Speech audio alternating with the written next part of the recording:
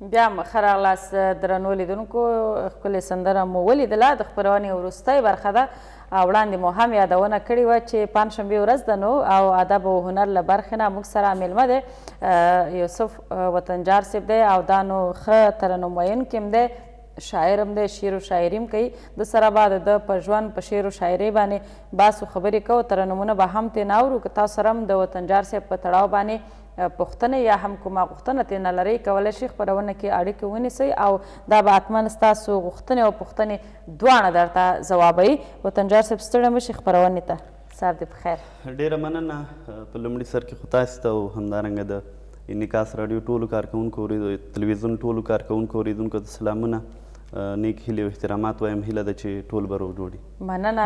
رازمن صاحب هم در سره خبرې کوي، خو زه لومړی غواړم چې لیدونکي یوسف وطنجار وپېژني. څوک دی، له کومې سیمې نه دی، څومره زده کړې کړي؟ نوم مې یوسف خان وطنجار دی او د پچراګام ولسوالۍ اوسېدونکی یم. طبعا دلته د اوس مهال د سرخود ولسوالۍ کې د ژوند شپې سبا کوم. له شعر و شاعرۍ سره مې له وړوکوالي ډېره مینه وه او بس دا دی نو اوس کله کله شعرونه لیکم. رشته مې هم د حقوق پوهنځی د حقوق وایم. نو رازمن صاحب غلی ناست نه پوهېږم تا نه پوښتنه نو زه به وطنجار صاحب نه یو پوښتنه وکړم چې کوم وخت کې ښه شعر لیکلی شي؟ والله شعر خو یو داسې څیز دی چې الهام دی نه، یعنې د وخت ضرورت هغې ته نشته. بس څه وخت الهام درته اوسه. زه خپله داسې یم. زیاتره خلک بیا داسې وایي چې نه دا ځانګړي حالات لري، خو نه، زه بیا زیار وخت مې زړه وغواړي بس شعر لیکم. څومره وخت کېږي شعر لیکې؟ تا ویل چې له ماشومتوبه مې مینه وه. څومره وخت کېږي شعر و شاعري دې پیل کړې؟ ښه شاعري په کوم ډول حالاتو کې کولی شي؟ ځکه ځینې خلک وایي چې زه خفه شم ښه شاعري کوم، ځینې وایي چې خوشحاله شم یا څه. خپله څومره وخت کېږي شاعري کوي او په څه ډول حالاتو کې ښه شاعري کولی شي؟ خپله مې په لومړي سر کې چې کله د مکتب په دوره کې وم نو ما د نورو خلکو د نورو شاعرانو شعرونه به ما ویل او بیا چې کله 11 صنف ته زه راغلم ما خپله لومړني شعرونه په 11 صنف کې لیکلي. زه د مکتب په دوره کې د ترانې سرګروپ کې هم وم. له کوچنیوالي نه مې له شعر و شاعرۍ سره ډېره زیاته مینه وي. همدارنګه په داسې حالاتو کې زه خپله شعرونه لیکم چې دردونکي. زه خپله د وطن وطني شعرونه ډېر زیات لیکم او د وطن په درد باندې هغه کوم درد چې زه احساسوم هماغه شعرونه زه زیاتره لیکم. پیل به ستا د ترنم نه وکړو. مخکې موږ یادونه وکړه چې وطنجار صاحب ډېر ښه ترنم هم کوي که نه رازمن صاحب؟ نو اول یو ترنم به ترېنه واورو بیا به بېرته هم ستا په شعر و شاعري به څنګه د خوښه د ملالې چې هماغه ترانۍ چې په ښوونځي وخت کې ویلې وه کوم ترانه وه؟ یو جالبه خاطره به زه د وطنجار صاحب په تړاو باندې وایم. خوشبختانه ما دا یو وخت په یو ښوونځي کې وو نو ده به د لین په سر معمولا موږ تاسې ګورو هلته به ده ترانه ویله ای زما وطنه د لالونه خزانې زما. نو زموږ یو استاد و او که هر چیرې زموږ احترامات یې ومني هغه به ورته ویلی وایي ته استاد اولمیره راشه دا ترانه ولوله، یعنې په دې معنا چې ده ډېر ښه ویلی. نو اوس خوښه یې که همغه راته وایي بل څه در سره یې مهرباني؟ هغه ترانه خو مې اوس په یاد نه ده او بس که بله ځل بیا راغلم انشاءالله هغه ارمان به دې هم پوره کړم. خو اوس یو څو بیتونه ما لیکلي ده، هیله ده چې د اورېدونکو د خوښې مهرباني. انتظار دے بلا گران دے سول راشا، انتظار دے بلا گران دے سول راشا، بیلتا میں عمر وران دے سول راشا، بهارنا دل ځان سار راوړه، بهارنا دل ځان سار راوړه، ټول خزان افغانستان د سولې راشه بېلتا مې عمر وران د سولې راشه جنگ دی ورک شي نوم دی ورک شي نه یې غواړو جنگ دی ورک شي نوم دی ورک شي نه یې غواړو پکې سارا سر تاوان د سولې راشه انتظار دې بلا ګران د سولې راشه د باروتو تور دودو ندی پزا کې د باروتو تور دودو ندی پزا کې پنا کړی اسمان د سولې راشه انتظار دې بلا ګران د سولې راشه وطن جار دې د راتللو لارې څارې وطن جار دې د راتللو لارې څارې لالهان د سرګردان د سولې راشه بېلتا مې عمر وران د سولې راشه انتظار دې بلا ګران د سولې راشه بېلتا مې عمر وران د سولې راشه ډېر ښایسته واقعا ډېر زیات خوندور بیتونه او ډېر ښایسته ترنم معمولا وطنجار صاحب خلک په دې باور دي چې شاعر یا شعر دا د ولس هنداره ده او معمولا د دې هغه انعکاس پکې کېږي خپله څومره په دغې خبرې باوري او څومره دغې برخې ته دې کار کړی چې هغه کوم ځکه ستا بیتونه موږ واورېده واقعا سوله هغه څه ده چې ټولو افغانانو هیله ده او ټول افغانان دا هیله لري چې په دې هېواد کې د بلاخره سوله راشي دغې برخه کې دغه اواز د ولس څومره ښه رسېدلی شي په شعر و شاعرۍ کې بالکل شعر و شاعري خو یو داسې هنر دی کله چې یو مقابل لوری دغه خبرې اوري او دغه پیل سوې خبرې اوري په هغې باندې ډېر زیات تاثیر کوي نو په شعر کې چې دغسې د وطن درد او همدارنګه هغه د موجوده حالات چې کوم بیانیږي هغه په مقابل لوري باندې ډېر زیات تاثیر کوي نو که چېرته یو شاعر وغواړي چې په دې شعر و شاعرۍ کې پرمختګ وکړي هغه دې د لومړی سر کې دي د وطن دردونکي شعرونه دي ووایي او په دغه برخه کې دي شعرونه اړتیا شته ده یعنې چې په دغه وطن ناخوالې مثلا یوازې جګړه نه دلته ډېر ناوړي دودونه دي مثلا نور ډېر داسې کړی نشته چې دا باید شاعران په خپلو شعرونو کې راواخلي او بیرته د هماغې خلکو ته غوږونه ورسوي بالکل دا یوازینی د شاعر پیغام د شعر له لارې خپرېږي که هغه په ټولنه کې چې هر ډول ستونزې ویني نو دی دې په لیکلي او همدارنګه په بیتیز بڼه باندې خپور کړي دا داسې پیغام بالکل د شاعر یعنی د ولس هنداره نو وطنجار صاحب داسې که راته ووایي چې په جلال آباد کې دغه اوسني بهیرونه تاسې څنګه ارزوئ د شاعرانو اوسني بهیرونه خو ماشاءالله ډېر زیات دي خو زه باید یادونه وکړم چې د اطلاعات و فرهنګ سره چې کوم هغه راجسټر هغه دي بهیرونه دي نو هغوی ته د اطلاعات و فرهنګ یو څه ناڅه زیاته توجه وکړي تر څو داسې قشرونه او داسې شاعران له هغې نه راپورته سي چې د وطن لپاره خدمت وکړي واقعا چې د ټولنې لپاره د ټولنې غږ پورته کړي د شعر او شاعرۍ له لارې بالکل همداسې د هغه شاعران چې یعنې داسې هغه د وطن مینه او یا هغه د خلکو درد نه ښکاره کوي هغوی ته ستاسې وینا به څه چې څه رقم شعر ولیکي تر څو پورې د ستونزې حل شي شعر لیکنه خو طبیعت غواړي زه خپله داسې طبیعت لرم چې زیاتره وخت وطني شعرونه لیکم، نور هم لیکم خو کوشش کوم چې وطني ولیکم. خو بیا هم له نورو شاعرانو نه مې هیله دا ده چې کله هم حد اقل که یو غزل لیکي په خپل غزل کې د 2-3 بیتونو ته د ټولنې هغه کوم اړتیا چې ده ورته هغسې بیتونه دې ولیکي.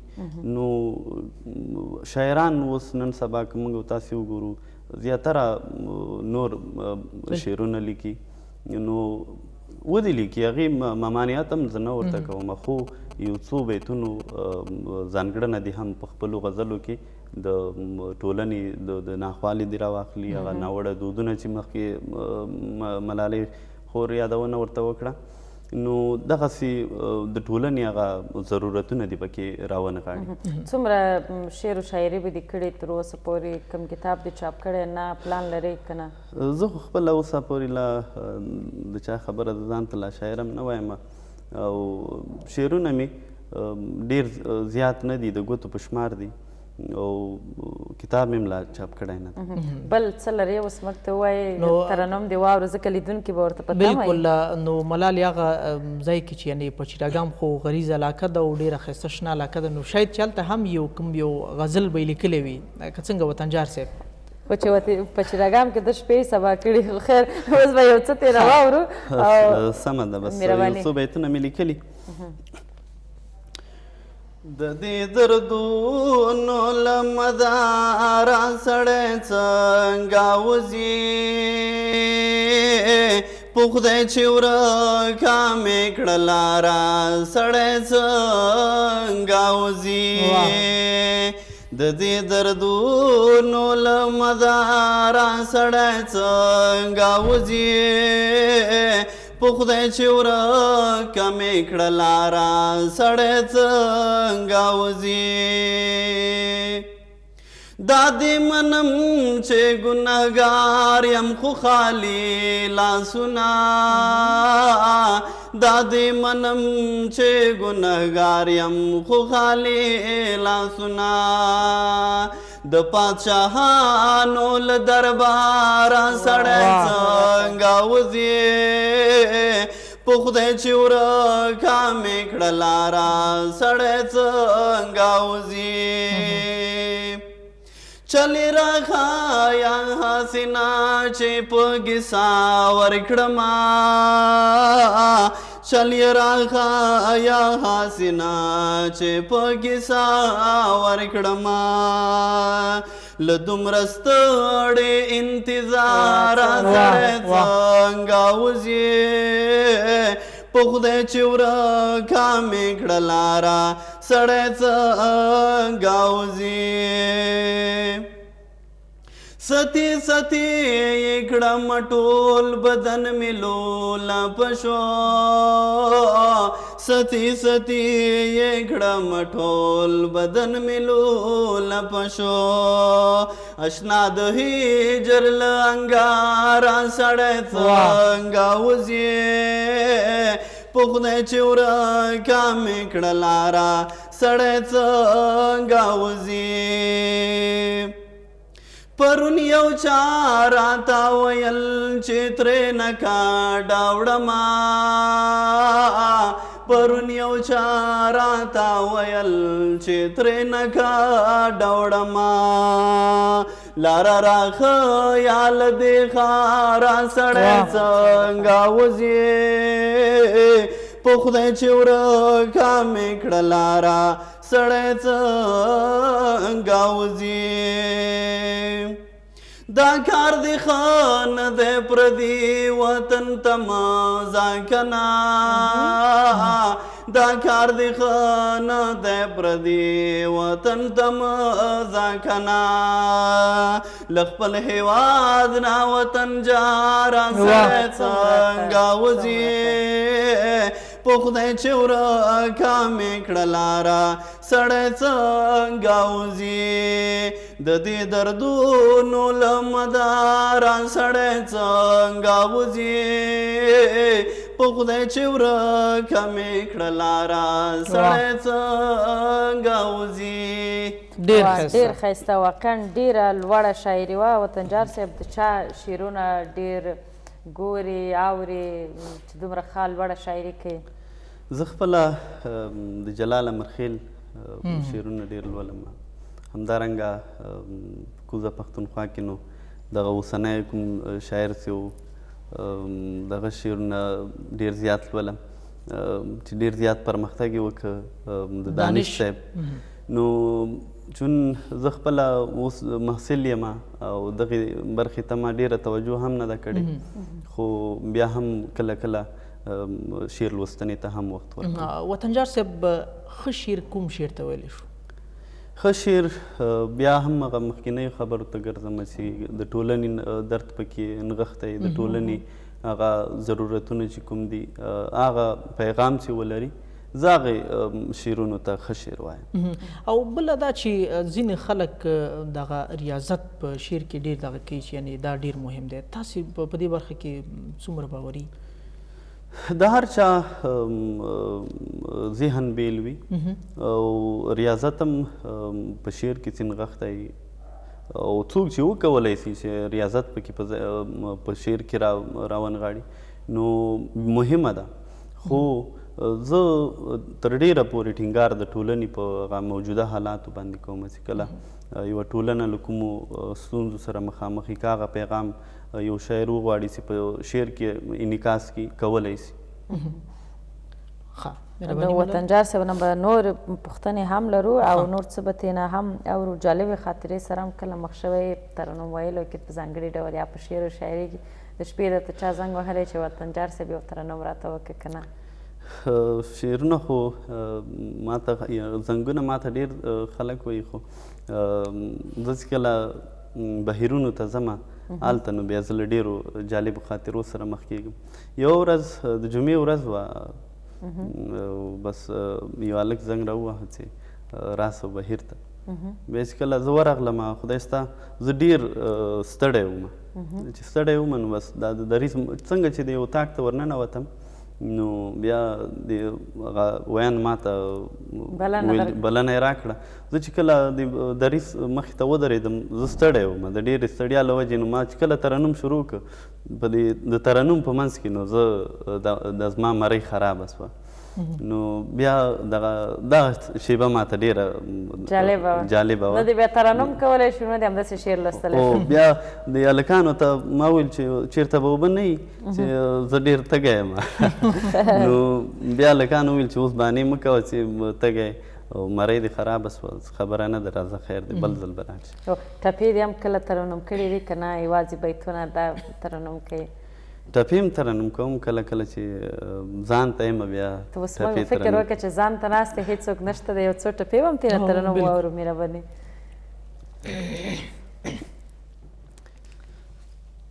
وطن می تن تن می وطن دے د تن په بایا او به ساتم تر سوچیما وطن د زیړو او ګلو باغ دې د زړه بوینو او به تل وبکوما کپ میونده کې شهید نشوینو خدای ګلالیا او بې ننګی ته دې ساتینا یاري د جګه سړی مزکینو د پلو لاندې او سړی غلی تېروینا. شوخي مې وکړه ډېره زیاته. ډېره ښایسته. کله داسې شوي دي چې کور کې ناست یې مثلا د کورنۍ غړو درنه غوښتنه کړې چې موږ ته یو ترنم ووایه، یو بیتونه، یو څه؟ هو ماشومان خو ماشاءالله موږ کره شته او بس کله کله غوښتنه کوي او کوم ورته ترنم کوم کله کله. او کله چې پې نه کوي چې والله اوس ولې تاسو ترنم وکړم نو؟ نه یوه ټوکه را یاده شوه که نه، یو شاعر باندې چا چاړه ایښې وه او بس حلالوي که نه، نو دې وخت کې دغه سړي ورته ویلي وو چې څه ارمان دی په زړه باندې چې اخري ارمان دی بس هغه پوره شي. نو دې شاعر ورته ویلي وو چې بس یو نوی غزل مې لیکلی دا درته وایم بس بیا نو موږ هم همدغه وخت نه استفاده کوو، بس ماشومانو خبره بالکل وطنجار صاحب ځینې ترنم ویونکي دي که نه هغوی دغه کله چې غزل لیکي نو هغه په ترنم کې لیکي. ته په کوم وخت کې ترنم کې دې داسې دغه لیکلی د غزل؟ واقعیت چې زه خپله ټول شعرونه په ترنم کې لیکم. یعنې هغه څه چې لیکي یعنې هغه کمپوز ورته جوړي. د لیکلو وخت کې داسې خفیه انداز کې وایم، خو کله چې هغه لومړني سر کې زه بیت انتخابوم نو زیاتره وخت بیا زه په ترنم کې دا ملالې وخت کې ما همدغسې نوې نوې شاعري کوله که نه، داسې شعرونه به مې زیات لوستل. ما سره هم داسې یو دغه پیدا شو چې زه مې یو څه ولیکم. نو هغه یو ټیم کې همدغسې روان وم، نو لاره باندې دا شعر مې ښه مکمل دغه کې دا ومې ویلې ځان سره مې ویلې ترنم کې. کله چې بیرته هغه ځای ته ورسېدم چې اوس لیکم هېڅ هم راته نه دی یاد. کله کله داسې کېږي. وطنجار صاحب سره به قصې کوو. عادل ور موږ سره په اړیکه کې دی. سلام ستړي مه شي ورور خپرونې ته. ډېره مننه ملالې خور، تاسو ته سلام، رازمان صاحب ته او د انعکاس تلویزیون ټولو قدرمنو لیدونکو ته سلام ته دی. وعلیکم سهار دې نیکمرغه. ښه مهرباني. نو عادل صاحب ته تاسو څه ویل لرئ د وطنجار صاحب نه؟ کومه پوښتنه غوښتنه څه لرئ که نه؟ وطنجار صاحب په څنګه چې تخلص نه معلومېږي زیاتره د دې شاعري هم وعدنۍ بڼه لري او لږ څه ډېر مې لیدلي نه دي. البته شعرونه مې د دې کتلي او بعضې مشاعرو کې چې دې برخه اخیستې. نو د دې نه البته پوښتنه زما دا ده چې د دې په نظر ښه شاعر څوک دی، یعنې چې ښه شعر ولیکي او ستاسو دا وروستۍ پوښتنې باندې عادل صاحب پوه نه شو، لږ ځای مو تغیر کړئ. ستاسو وروستۍ پوښتنه موږ وانه اخیسته. او مهرباني. ښه یو پوښتنه خو ما اخیسته چې ښه شاعر څوک دی، هغه یې مخکې ومویله خو بیا به م تاسو ته ووایي. بله پوښتنه مالک شاعر څوک دی او چاته ښه شاعر ویلی شي؟ همدغه پوښتنه ترېنه لرم او پروسې کې خپل یو غزل بیا لیدونکو ته ډالېږي. او له تاسو ډېره مننه چې داسې خلک مېلمه کوئ چې واقعیت د پښتو ادب تعلیم. مننه. زموږ مسؤلیت دی، موږ به هڅه کوو چې هغه څوک راوباسو چې ښه استعداد لري، ښه شعر لیکلی شي، ښه ترنم ویلی شي، خو تر اوسه چا ورته پاملرنه نه ده ترسره کړې. عادل صاحب هماغه پوښتنه وکړله چې تاسو ښه شاعر چاته ویلی شئ؟ څه مخکې تاسو ویلي خو بیا به م ورته وایي او بیا به ستاسو خپل غزل هم اورو. بالکل له عادل صاحب نه ډېره مننه چې اړیکه یې ونیوه. نو لکه څنګه چې ما مخکې یادونه وکړه، شاعر باید تر ډېره پورې هڅه وکړي چې د ټولنې ناخوالې او د ټولنې هغه ضرورتونه چې ټولنه ورته ضرورت لري هغه پیغام باید په خپلو غزلو شعرونو کې راونغاړي. همدې سره به زه بله پوښتنه هم یو ځای کومه چې اوس خاص ډول دا ځوان شاعران څومره همدغې برخې ته کار کوي؟ ځوان شاعران خو زه ډېره زیاته ګیله لرم او خاص کر هغه لوستي ځوانان چې په ټولنه کې له دغو ناخوالو او له دغو دردونو سره مخ کېږي هم، خو دوی بیا هم په خپلو غزلو په خپلو شعرونو کې هغه نورو برخو ته ځانګړنه ورکوي. نو پکار ده چې دغه اوسني ځوانان چې اوس شعرونه لیکي تر ډېره پورې هغه د ټولنې ناخوالې او د ټولنې ضرورتونه پکې راواخلي. عادل صاحب هم غوښتنه وکړه څه لرئ چې موږ او لیدونکو سره یې شریک کړو که نه؟ دا ځل به د یو بل چا څو بیتونه درته ووایم. نه دنیا له منځه لاړه او نه کاڼې راورېږي، د جنت وطن په غېږ کې د دوزخ لمبې بلېږي. نه دنیا له منځه لاړه او نه کاڼې راورېږي، د جنت وطن په غېږ کې د دوزخ لمبې بلېږي. زه خپل سوې باغ ته ژاړم د ګلونو جنازې دي، زه خپل سوې باغ ته ژاړم د ګلونو جنازې دي. سپرلی ورک دی له مودو نه د خزان سیلی لګېږي، د جنت وطن په غېږ کې د دوزخ لمبې بلیږي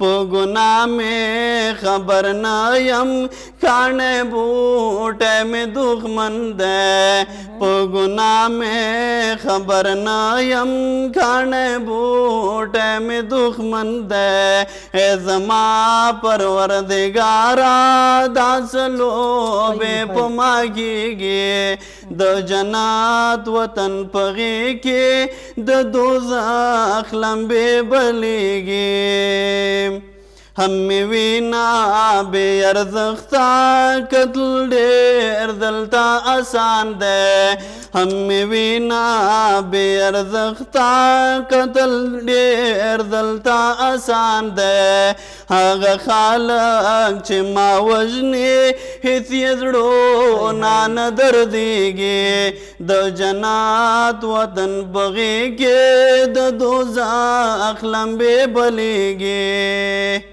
واه واه وطن جار مننه ډېر خوندورو یو اورېدونکي اړیکه نیولې ده پوښتنه یې کړې ده چې کوم بهیر کې هم تاسو غړیتوب لرئ که نه لرئ همداسې بس شعر و شاعري کوئ هو مخکې د ځوان ادبي بهیر کې وم ځوان ادبي بهیر مخکې د امیر شهید باغ کې هلته غونډې کولې زه به راتلم محمود خزان د هغې مشري کول اوس دمګړی کوم بهیر ته نه ځم ځکه چې زه اوس محصل یم او خپل هغه د محصلۍ دوره دغه بهیرونه د ځوانو شاعرانو د روزنې لپاره څومره ښه دي څومره ښه زمینه سازي هلته پکې شوې ده څومره پکې رشد کولی شي ځوانان بلکل د ځوانو شاعرانو لپاره خو یوازینی هغه د غږ رسونې او د پیغام رسونې مرجع هم دغه بهیرونه دي خو له ځوانانو نه مې هیله هم دا ده چې له بهیرونو نه دې سمه استفاده وکړي او د یو چا په نفع دې دغه بهیرونه هم نه استعمالوي نو بهیرونه د یو ځوان قشر لپاره یو ښه چانس ده نو خپرونه هم وروستۍ شیبو ته نږدې ده بل څه لرې چې موږ اولیدونکو ته وایي که نه بس همدغه څو بیتونه وو نو چې ما کوم خپل بیتونه ستا ډېر خوښېږي چې ته خپله یې ډېر معمولا ځان سره وایي زمزمه کوي خپله چې ما یا مثلا خپل بیتونه دي یا د کوم بل شاعر بیتونه یې چې ته معمولا چېرته یې ځان سره یې زمزمه د شاعر خو ټول بیتونه یعنې خپل بیتونه خوښېږي خو یو یې بله چې تا ته ډېر جالب وي او ډېر دې خوښېږي او ډېر زیات یې ځان سره وایي ساجد سمون یو څو بیتونه لیکلي دي هماغه لږ به ووایې زړه مې ستا له لاسه مات دی ته رهګره زړه مې ستا له لاسه مات دی ته رهګره کینې ژوند خوږ لکه شات دی ته رهګره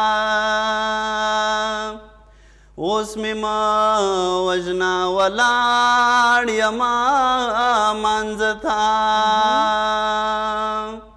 اوس مې مه وژنه ولاړ یمه مانځه ته لا مې پاتې یو رکعت دی ته رهګره کینې ژوند خوږ لکه شات دی ته رهګره